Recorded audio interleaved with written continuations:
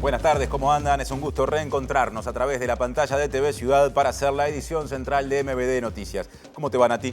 Bien, ¿y a ti, Martín? ¿Todo bien? ¿Todo bien? Sí, con mucho calor, por supuesto. Mucho calor. Hay que tratar de sobrellevarlo lo mejor posible. Sí, y calor en la transición también, ¿eh? Sí. Diferencias cuando estamos ya muy cerquita del traspaso de mando. Les contamos que la ministra de Transporte y Obras Públicas designada, Lucía Echeverri, se mostró sorprendida por el anuncio hecho por el consorcio Vía Central, a cargo del Ferrocarril Central, responsable justamente de esa obra y de la operativa, que le inició un reclamo vía arbitraje internacional justamente al Ministerio de Transporte y Obras Públicas por incumplimiento en pagos por un monto de 160 millones de dólares que se remonta a diciembre del año 2023. Echeverri destacó que en el marco de la transición justamente se informó al gobierno electo que hubo una negociación por este tema con el consorcio y que se había llegado a un acuerdo. La futura ministra espera que las actuales autoridades a las que responsabilizó de este reclamo entreguen toda la información necesaria para que la administración entrante pueda hacerse cargo de esta situación. Ahora otros asuntos en nuestra agenda. Repasamos los titulares. Los partidos políticos presentaron la declaración jurada, como exige la ley de financiación de partidos, sobre la contratación de propaganda electoral. La mayor parte de los medios de comunicación tampoco brindó información sobre las pautas publicitarias. Según una encuesta de Nómades, si las elecciones departamentales fueran este domingo, el Frente Amplio ganaría en Montevideo con 53,6% de los votos y Mario Vergara sería el intendente. El intendente de Montevideo, Mauricio Zunino, negó que haya un recorte de 40% en los servicios de la comuna capitalina y afirmó que se está haciendo una adecuación para llevar adelante una consolidación fiscal. En su columna de economía, Germán de Agosto analizará los principales indicadores del mercado laboral y también el índice de precios fronterizos, que indica que Artigas está 79% más caro que la localidad brasileña fronteriza Quaraí, en Río Grande del Sur. El Instituto Uruguayo de Meteorología prevé lluvias desde el viernes y hasta el mediodía del próximo sábado 1 de marzo, día de la asunción de Yamandu Orsi como presidente. El Kremlin elogió a Estados Unidos por lo que definió como posición equilibrada con respecto a Ucrania, tras impulsar una resolución de la ONU que evitaba nombrar a Rusia como agresor en el conflicto. La justicia argentina suspendió el decreto de Javier Milei que transformaba al Banco Nación en sociedad anónima. El gobierno tiene 5 días para presentar su defensa. Bueno, les recordamos que pueden vernos en vivo en todos sus dispositivos a través de tvciudad.uy, por YouTube, y también nos pueden escuchar en la radio de la Universidad de la República, uniradio.edu.uy o 107.7 FM. Ahora sí, salimos del estudio, Martín. Es tiempo de adelantos. La seguridad genera discusiones entre el actual gobierno, el saliente, y el entrante, el electo. De eso habla, en modo adelanto, insisto, Diego Martini, que presenta su móvil de hoy. ¿Cómo te va, Diego? Martín, Natalia, ¿qué tal? Buenas tardes para todas y todos. Así es, nuevamente el ministro del Interior saliente, Nicolás Martinelli, cuestiona al ministro del Interior designado, Carlos Negro, en este caso por la situación de lo que fueron los operativos de saturación que fueron realizados en el anterior gobierno y en este. Martinelli cuestionó las palabras de Carlos Negro. De esto vamos a estar hablando con la senadora frente amplista Betiana Díaz, que también en su momento fue interpelante de Nicolás Martinelli. Y hablando del próximo gobierno, del electo, novedades en materia de designaciones que están vinculadas a niñez y adolescencia. ¿Cómo te va, Martín Duarte? Adelante.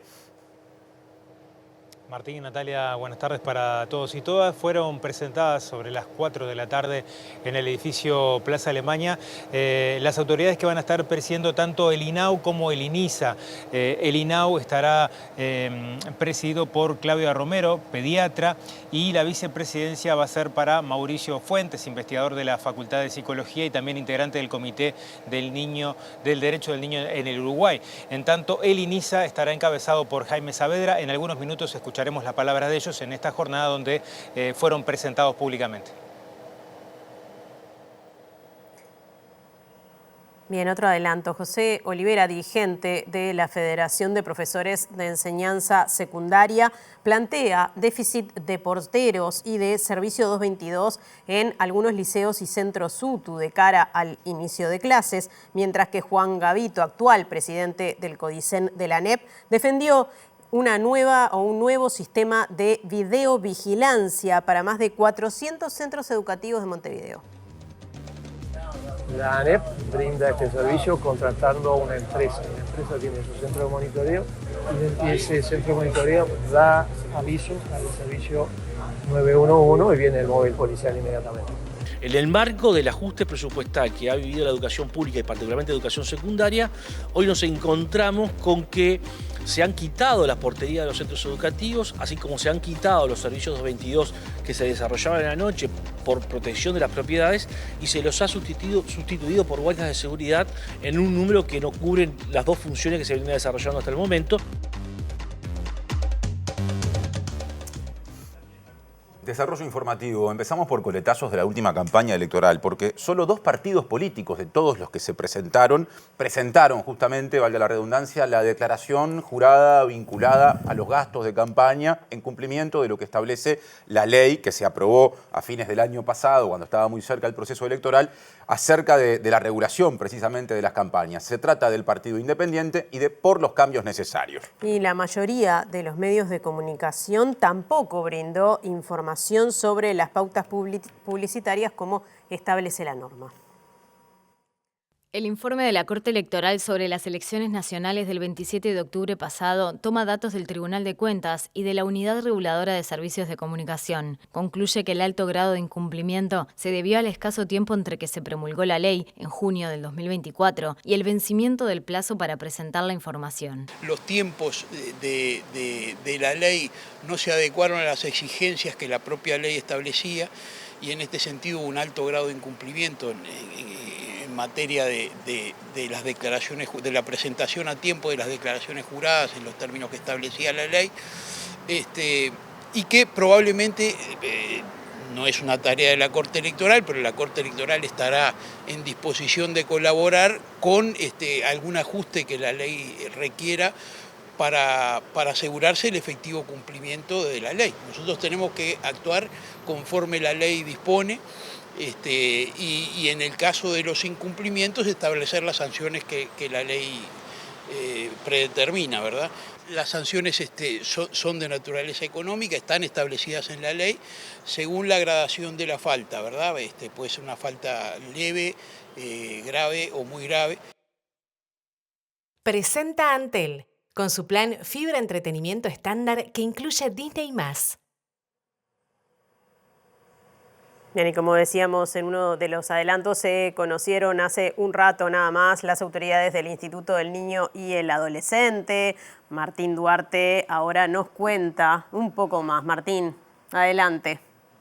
Así es, Natalia, fueron presentadas en esta tarde, más allá que circulaban los nombres hace algunos días, quienes estarán al frente del INAU y del INISA.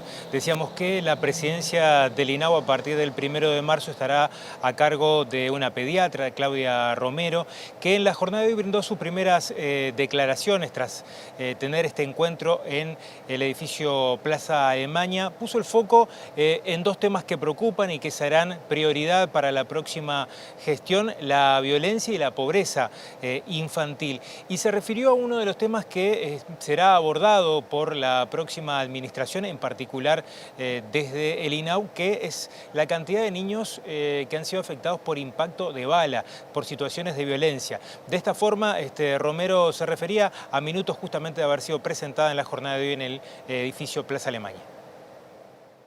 Yo hoy no voy a hablar de cuáles son los primeros objetivos porque no quiero decir cosas que después no podamos poder llevar a cabo. Este es un día hoy para mí y en lo personal y con el equipo de celebración.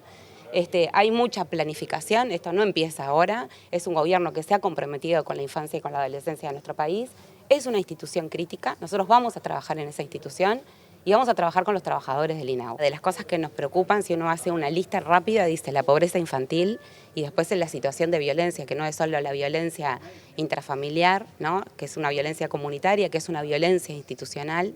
Nosotros estamos viendo, yo soy pediatra de profesión, cada vez más niños que ingresan por heridas de bala y que no son, antes nosotros decíamos heridas de balas no intencionales. Esto dejó de ser una premisa en la epidemiología, sino que son heridas de balas intencionales. Y visibilizamos muchas veces al herido de bala, pero tampoco a veces no visibilizamos el ámbito familiar donde hay otros niños y hay otros hermanos que están sufriendo esa misma violencia. Le decíamos que Mauricio Fuentes va a estar secundando a Romero en la vicepresidencia del INAU y el tercer cargo aún no está definido porque fue uno de los que ha sido ofrecido a la oposición, que en algunos días realizará una contrapropuesta a partir de los 34 cargos ofrecidos por el Ejecutivo entrante. Otra de las áreas que fue definida, se conocía su nombre ya hace algunos días, pero fue presentado hoy, es el de Jaime Saavedra, que estará al frente del INISA. En particular, se refirió al trabajo que pretende llevar a cabo con los adolescentes que cometen errores y que, en definitiva, cuentan con pocas herramientas de rehabilitación, según el diagnóstico que realizó Saavedra y que presentaba en la jornada de hoy. A mí me gusta pensar siempre que tratemos todos los uruguayos y todas las uruguayas de pensar cuál sería la vida ideal para los adolescentes que tenemos en nuestras casas, ¿no? Es decir, que tengan amigos, que estudien, que piensen en su futuro, que la vida tenga un sentido, que haya una familia que los cuide. Y me parece que en este sentimiento y en este pensamiento, que es lo que yo he vivido y lo que veo que vive la gente que participa felizmente de la vida en comunidad, es lo que tenemos que lograr con toda la gurizada del INISA, con el esfuerzo de todos los actores, con el esfuerzo del país que está muy sensibilizado por este tema, con el esfuerzo de muchos actores, con los colectivos que están integrados al trabajo, con los funcionarios, con las funcionarias, en fin. Yo pienso que estamos en un momento de mucha sensibilidad, de muchas ganas de construir escenarios distintos que nos conduzcan a situaciones mejores. Y bueno, esa es mi gran ilusión. Aquellos que tenemos responsabilidades en terrenos conexos, que hablemos entre nosotros, va a ser todo mucho más fácil. Claro que hay que hablar con el INAU, hay que hablar con el MIDES, hay que hablar con la DINALI, con Parodio, hay que sentarse a hablar, hay que sentarse a hablar con INR, con Ana Juanche, con su equipo, obviamente que hay que sentarse y estoy seguro que vamos a encontrar muchos caminos para hacer juntos las cosas bien. Presentó Antel, con su plan Fibra Entretenimiento Estándar que incluye Disney+. Bueno, diario de campaña departamental. Sí.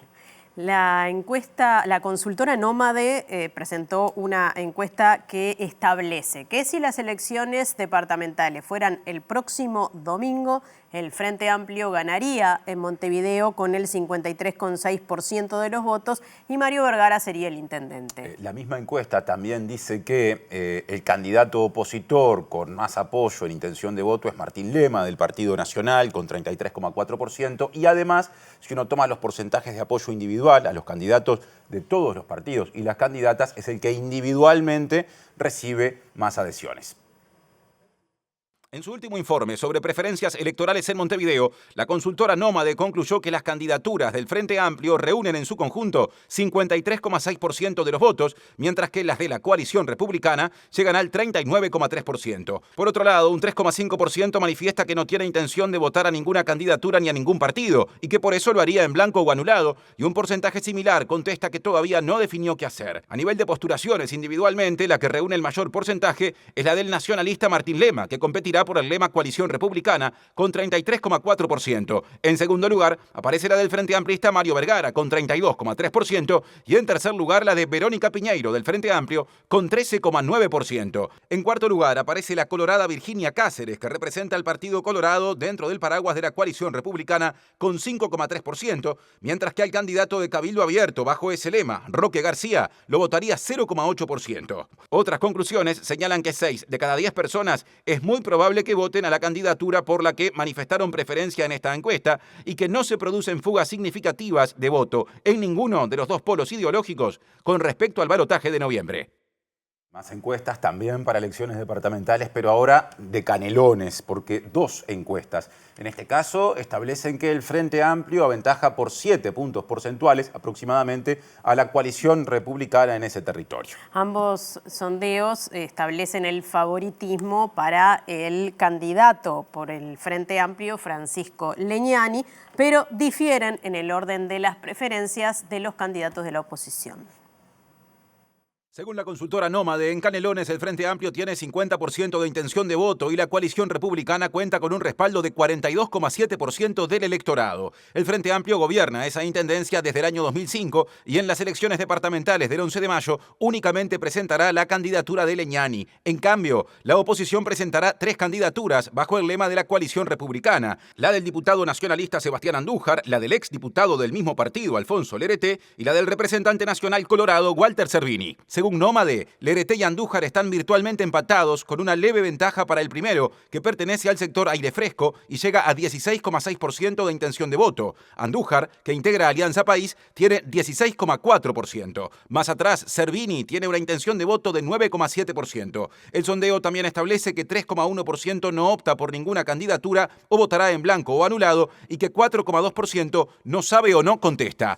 Esta encuesta se hizo entre el 14 y el 19 de febrero mediante redes sociales y fue respondida por 655 personas. Además, el observador difundió una encuesta algo anterior, realizada entre el 7 y el 12 de febrero por la encuestadora Cifra, pero que únicamente circula a nivel de la dirigencia política, que establece que en Canelones el Frente Amplio tiene una intención de voto de 46% y la coalición republicana de 39%. La encuesta de Cifra establece que Andújar es el candidato con mayor intención de voto a la interna de la coalición republicana, con 14%, y además, dentro de ese bloque coloca segundo a Cervini, con 12%. Lerete, que en la otra encuesta figuraba como el opositor más votado por leve diferencia, en esta aparece como el menos preferido, con 9%. Además, 15% de las personas consultadas no manifestó preferencias y respondió que votaría a candidaturas ajenas a los 2 grandes bloques. La encuesta de Cifra fue respondida por 800 personas.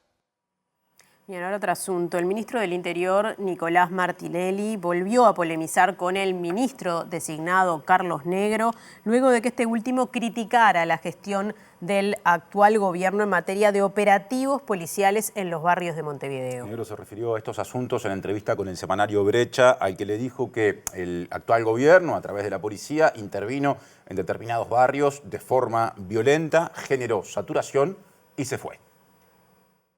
En la nota con Brecha, Negro también dijo que los operativos actuales no fueron iguales a los realizados en el periodo pasado, explicando que durante la gestión del exministro frente amplista Eduardo Bonomi estuvo presente el complemento, que es la presencia policial más estable en los barrios. El periodo de Bonomi, afirmó, tuvo el enfoque de un Estado presente en las zonas complejas y de violencia. Este gobierno tuvo una intervención policial violenta con operativos grandes, pero que se retiraban inmediatamente, agregó Negro. Martinelli le respondió al futuro ministro del Interior diciendo que está equivocado en sus dichos y que hay que ser precisos con la información que se le brinda a la gente. No se puede confundir a los operativos de saturación, dijo Martinelli, que fueron parte de una estrategia fallida del periodo de Bonomi, según sus palabras, con las intervenciones policiales. Y agregó, durante la gestión anterior, con la saturación entraban con fuerza, se mantenían unas pocas horas y luego se retiraban, dejando al barrio a la deriva. Martinelli también aseguró que en el actual gobierno se instalaron las intervenciones policiales, donde las y los efectivos hacen tareas de inteligencia, ingresan a los barrios,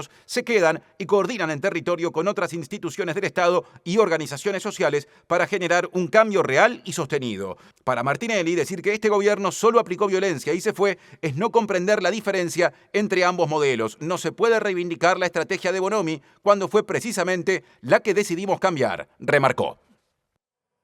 Bueno, y justamente sobre esta polémica, estas declaraciones del futuro ministro Negro y las respuestas del actual ministro Martinelli, hay repercusiones. Diego Martini está justamente con ellas.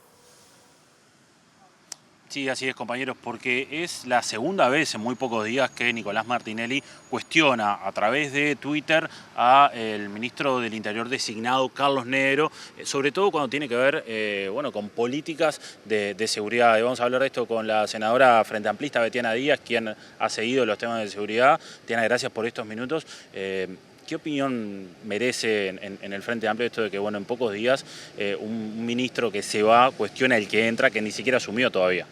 A mí me parece que el gobierno se olvidó que gobierna hasta el 28 de febrero, que además la toma de posesión de los ministros va a ser a partir del 5 y que tienen que estar resolviendo los problemas de los que se tienen que hacer cargo, ¿no? Martinelli hace días que se ve que tiró la toalla y ya no es más ministro, pero además lo otro, nos parece poco serio que un ministro que ha tenido los resultados que ha tenido Nicolás Martinelli en términos de la gestión de la política pública de seguridad, piense que le puede hacer recomendaciones a un ministro entrante que además técnicamente es una persona que tiene digamos, un bagaje importante en temas de seguridad.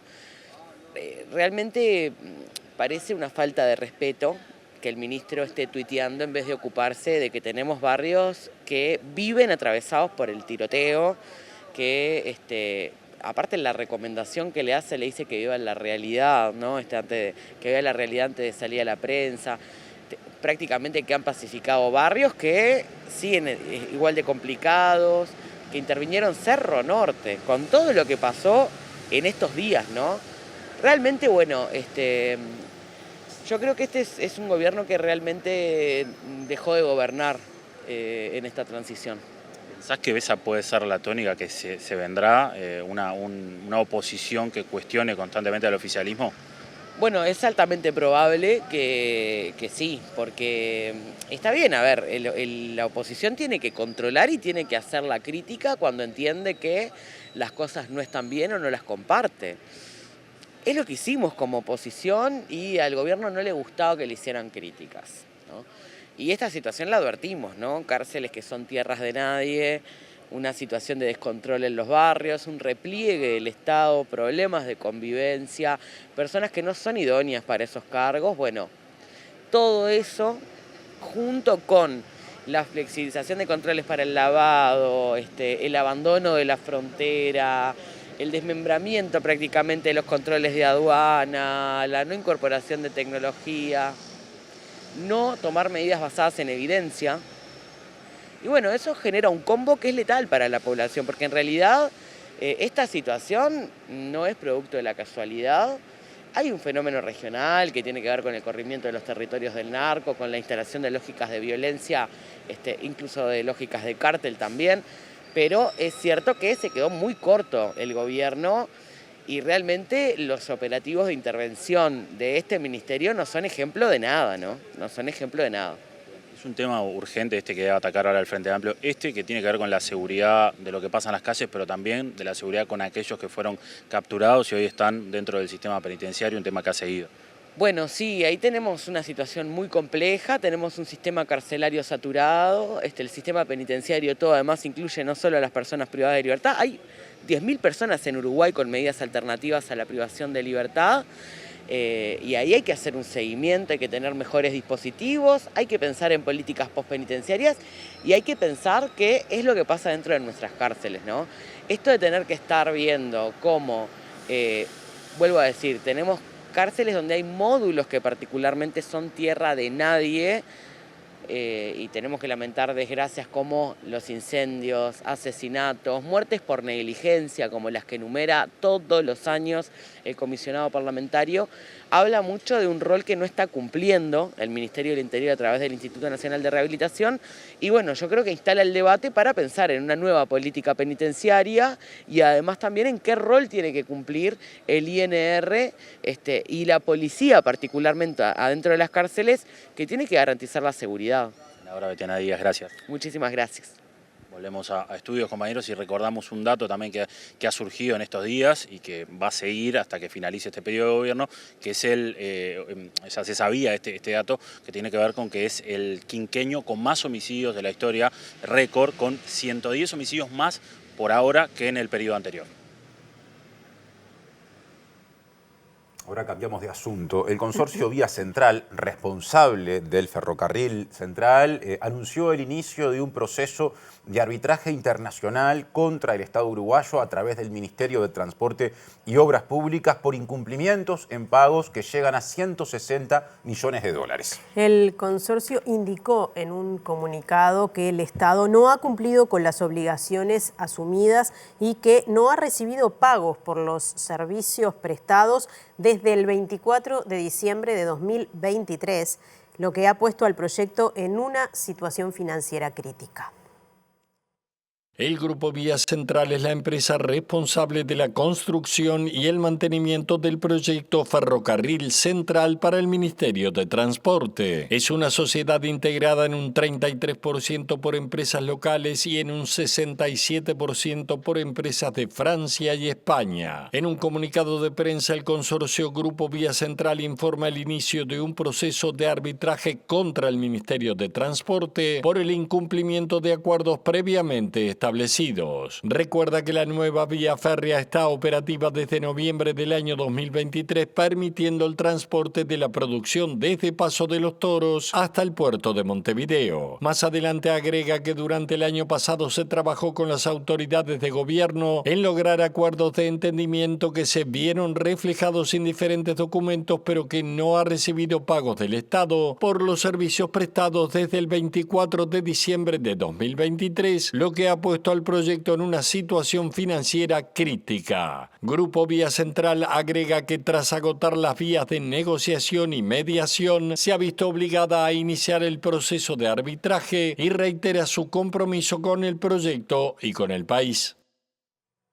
Bien, y la ministra designada de Transporte y Obras Públicas, Lucía Echeverri, asegura que desconocía esta situación, este arbitraje iniciado por el Grupo Vía Central, responsable del proyecto del ferrocarril central y del incumplimiento de pagos por 160 millones de dólares. Y dijo más, porque también afirmó que durante la transición las actuales autoridades le informaron que se había iniciado un proceso de mediación con el Grupo Vía Central, que a través de profesionales había concluido con un acuerdo que evidentemente no se alcanzó.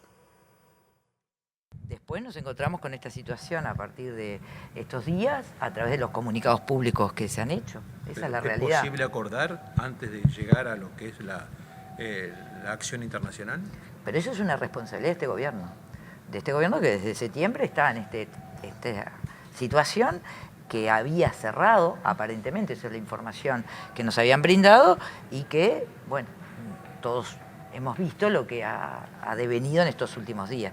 Nosotros, una vez que asumamos, obviamente nos tendremos que ocupar de esta situación, pero en el mientras tanto nuestra prioridad es asumir el 1 de marzo, donde el país va a estar mirado por delegaciones internacionales como hace décadas no sucedía. Bueno, lamentablemente se genera esta situación por parte de... ¿Cuál es la información que ustedes le proporcionaron en transición?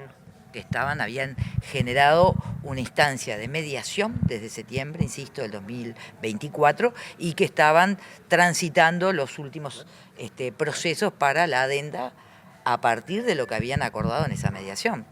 Lamentablemente nos encontramos en esta situación ahora. Pero en caso de que se traslade esa situación para el gobierno entrante, ¿cuál va a ser la postura? ¿Van a intentar de acordar? ¿Van a intentar de reunirse incluso previo a asumir alguna acción para justamente prevenir esta situación internacional? Primero, es una situación que la genera el gobierno actual.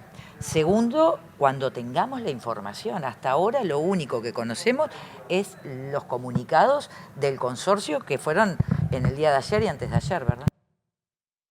Ahora agenda de Montevideo, agenda financiera más precisamente. El intendente Mauricio Zunino negó que se haya aplicado un ajuste o un recorte de 40% a nivel presupuestal sobre distintos servicios que brinda la intendencia. De todas formas, afirmó que se está haciendo una adecuación presupuestal para llevar adelante una consolidación fiscal.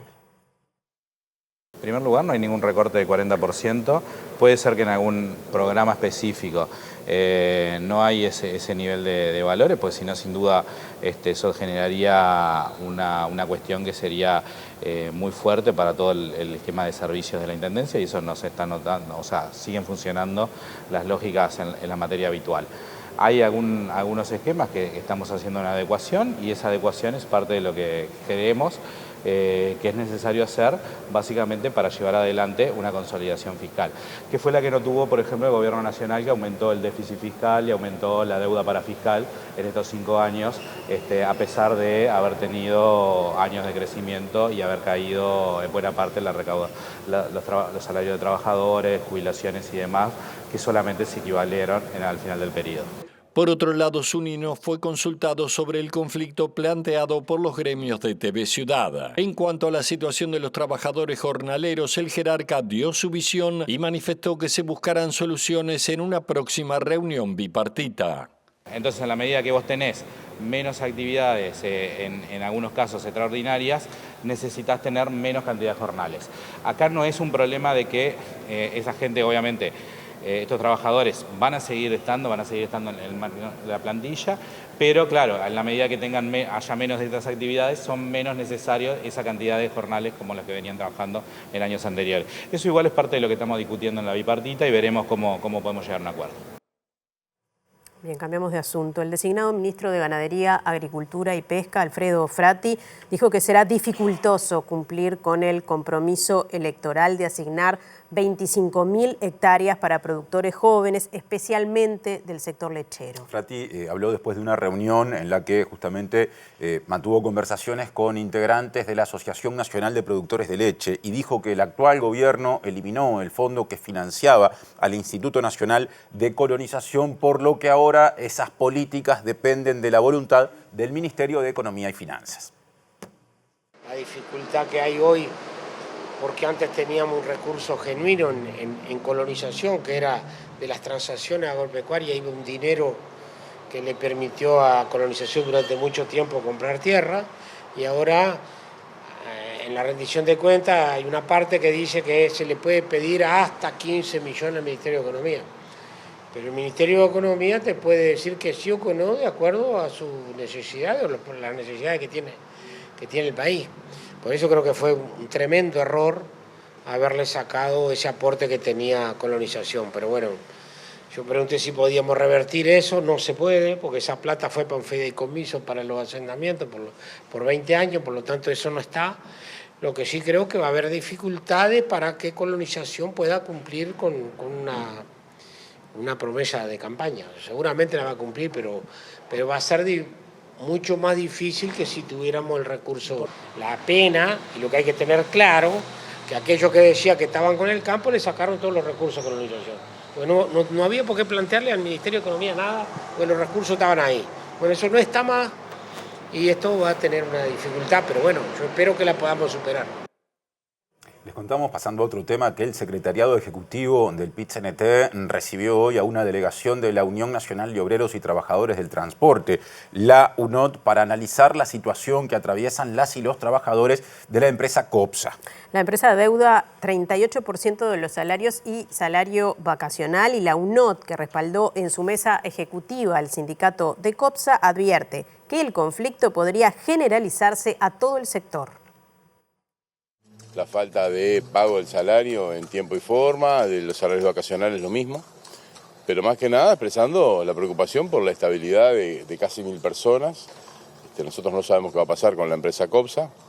La empresa dice que quiere seguir trabajando, pero no da muestra de seriedad en cuanto a su forma de trabajar, y nosotros entendemos que el gobierno que va a asumir a partir de la próxima semana va a tener que tomar necesariamente medidas muy profundas para poder estabilizar la empresa, para que los servicios se den en forma normal y para que los trabajadores sepan que van a terminar de trabajar, van a hacer sus jornales y van a cobrar como corresponde, cosa que hace una década que no pasa, ¿no? La empresa sigue diciendo que trabaja a pérdida, sigue reclamando. El año pasado, sobre el fin de año, se le otorgó un dinero por boletos de estudiantes, por subsidio de algunos boletos de estudiantes.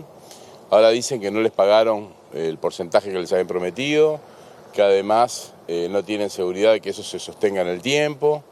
Lo de siempre, siempre buscando algo nuevo como excusa para no pagar lo que corresponde.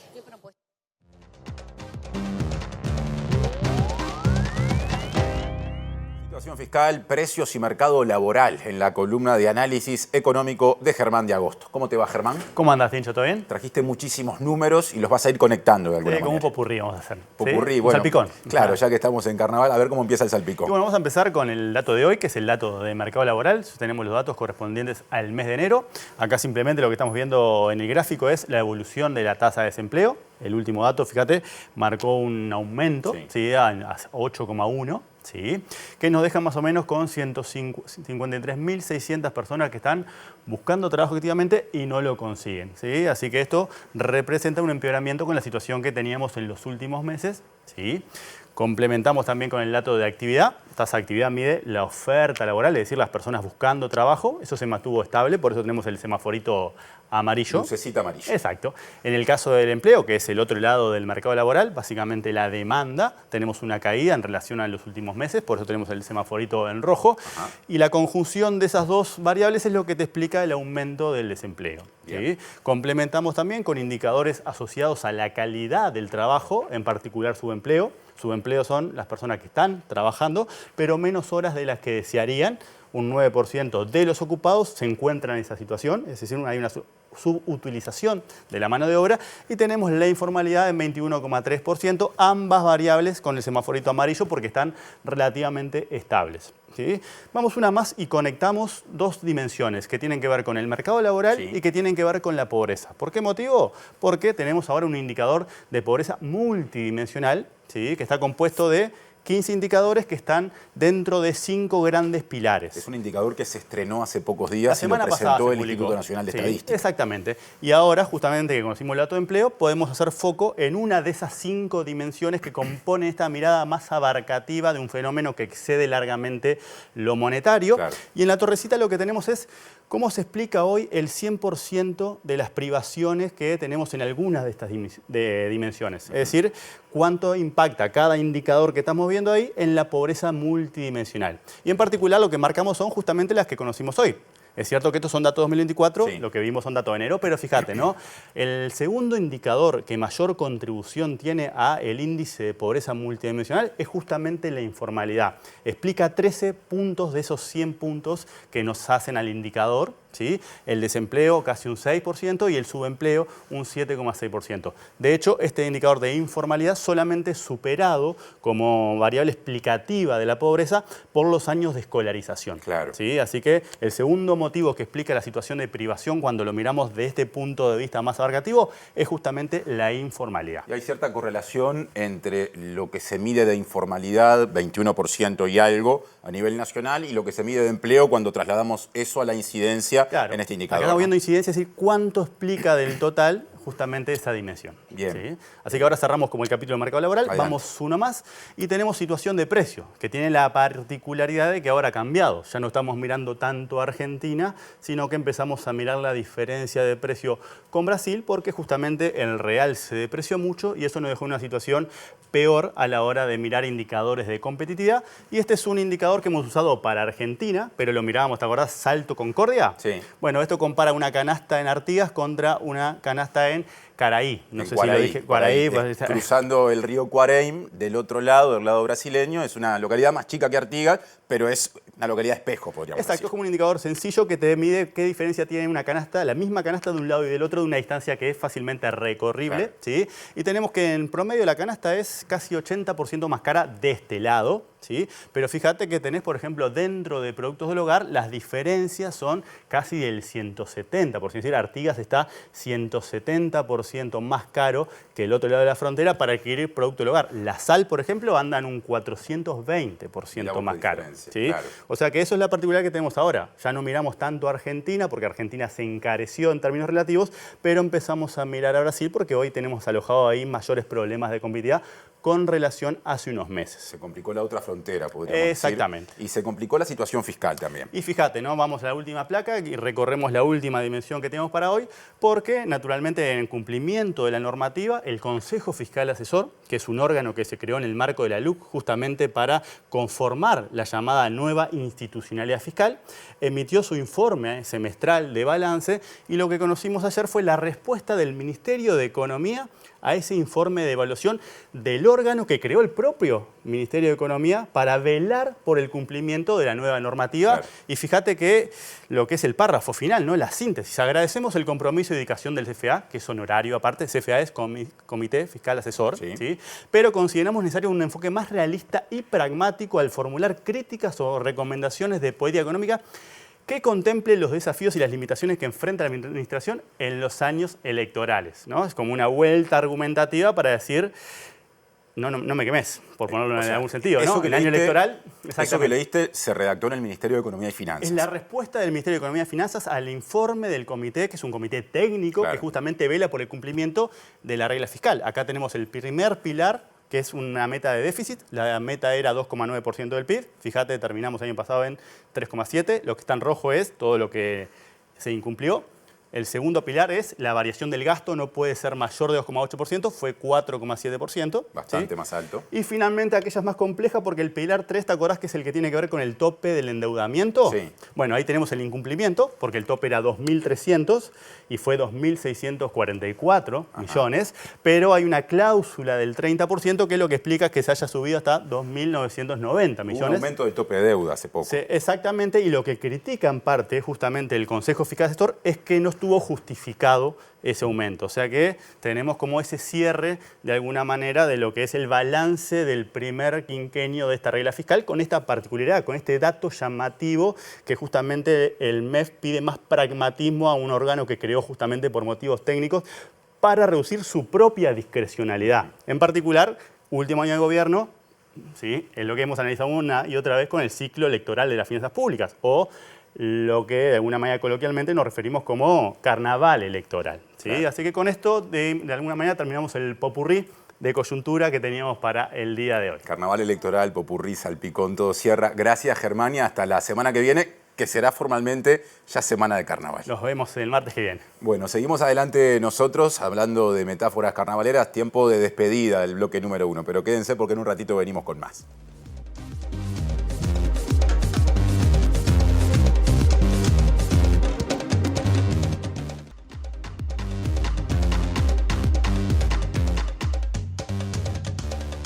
Presenta Mercado Agrícola de Montevideo, en el corazón de un barrio donde late la ciudad. Mercado de Historias. Mercado de Historia.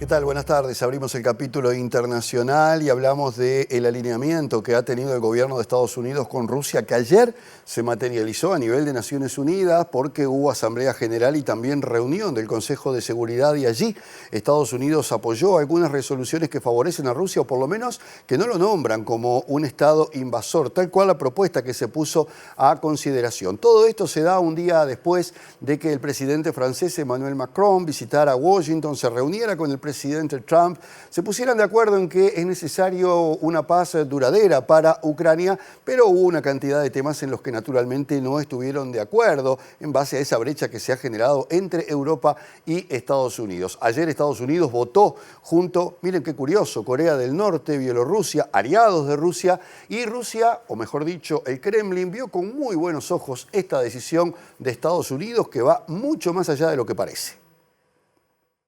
Estados Unidos está adoptando una posición mucho más equilibrada que realmente apunta a tratar de resolver el conflicto de Ucrania. Lo recibimos con satisfacción, dijo a los periodistas el portavoz del Kremlin Dmitry Peskov, luego que Estados Unidos apoyara dos votaciones celebradas este lunes en el seno de la ONU, marcando un cambio sustancial, al tiempo que el presidente Donald Trump adoptó una posición drásticamente nueva sobre Ucrania.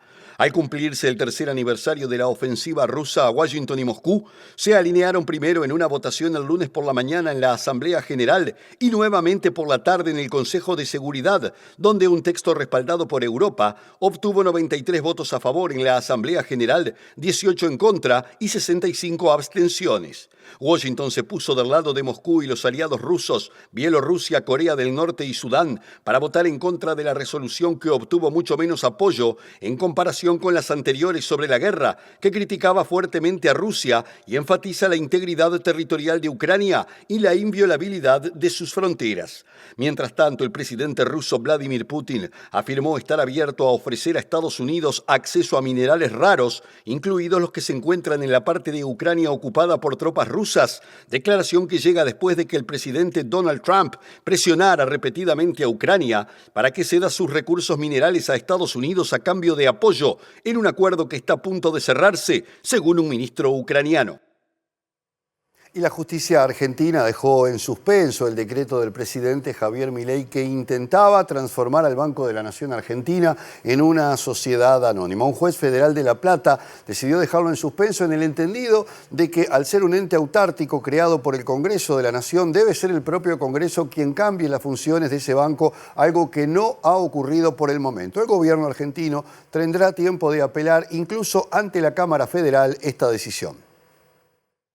El juez federal de La Plata, Alejo Ramos Padilla, suspendió hoy el decreto que dictó el presidente Milei, en el que transformó el Banco de la Nación Argentina en una sociedad anónima, tras dictar una medida cautelar interina en una causa que se inició el año pasado contra una posible privatización de la entidad. En la resolución de 15 páginas, el magistrado dispuso como medida cautelar la suspensión de los efectos del decreto y ordenar al Estado Nacional y al Banco de la Nación a que se abstengan de toda acción tendiente a su implementación, al tiempo que le dio al gobierno 5 días para que presente sus argumentos contra la demanda que se inició. El Banco de la Nación es una entidad autártica cuya creación compete al Congreso Nacional, por lo que es este el único poder que tiene la facultad de revocar dicho carácter, y cualquier decisión sobre la modificación del estatus de autarquía debe emanar exclusivamente del Poder Legislativo, sostuvo el magistrado.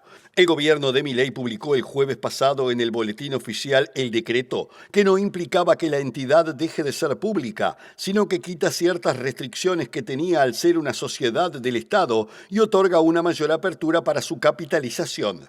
Ahora el gobierno tiene 5 días para contestar la demanda, luego de lo cual el juez debe resolver si ratifica la medida precautelar o la revoca y permite que el Banco Nación sea una sociedad anónima, y además el Poder Ejecutivo puede apelar el fallo para que sea revisado por la Cámara Federal. Y un apagón está afectando un amplio territorio en Chile, donde más del 99% prácticamente de la población se vio en algún momento impedida de energía eléctrica. Esto provocó una situación de caos, sobre todo en la capital, Santiago, afectando el transporte público, los comercios, los bancos, pero además generando muchísimos problemas en medio de la intensa ola de calor. 2 provincias argentinas, San Juan y Mendoza, también se vieron afectadas por esta situación de la que todavía no se sabe por qué se produjo. Un masivo corte de energía afecta a Chile en esta jornada, dejando a millones de personas sin suministro eléctrico, llegando a afectar al 99% de la población, extendiéndose desde Arica al norte hasta la región de los Lagos del Sur.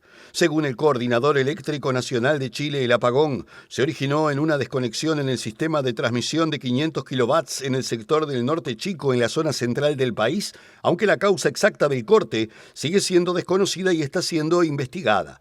El gobierno chileno informó que el presidente Gabriel Boric se encuentra en la Central de Gestión Operativa de Carabineros, monitoreando la evolución de la emergencia, y convocó a una reunión de urgencia en el Servicio Nacional de Prevención y Respuesta ante Desastres, en la que participaron ministros de diversas carteras, junto con representantes de las fuerzas de seguridad, bomberos y la Policía de Investigaciones. En medio de la ola de calor que afecta al país, los efectos del apagón fueron inmediatos en la capital, Santiago, donde la interrupción del suministro eléctrico causó el cierre de bancos y centros comerciales, además de un caos vial debido a la falta de funcionamiento de los semáforos, y el servicio de metro también se vio paralizado, afectando la movilidad de miles de personas en la capital. Por su parte, las autoridades argentinas confirmaron que también 2 provincias se vieron afectadas por la interrupción, las de San Juan y Mendoza, aunque con menor magnitud. Presentó Mercado Agrícola de Montevideo, en el corazón de un barrio donde late la ciudad. Mercado de Historias. Mercado de Historia.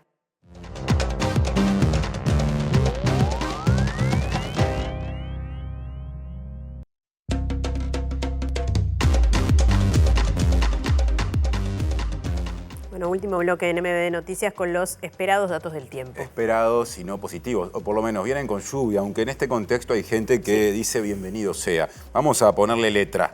Inumet dice que este miércoles 26 de febrero en Montevideo y área metropolitana, por la mañana el cielo estará cubierto con precipitaciones y tormentas, también habrá neblinas, y por la tarde y la noche nuboso y cubierto con precipitaciones y tormentas.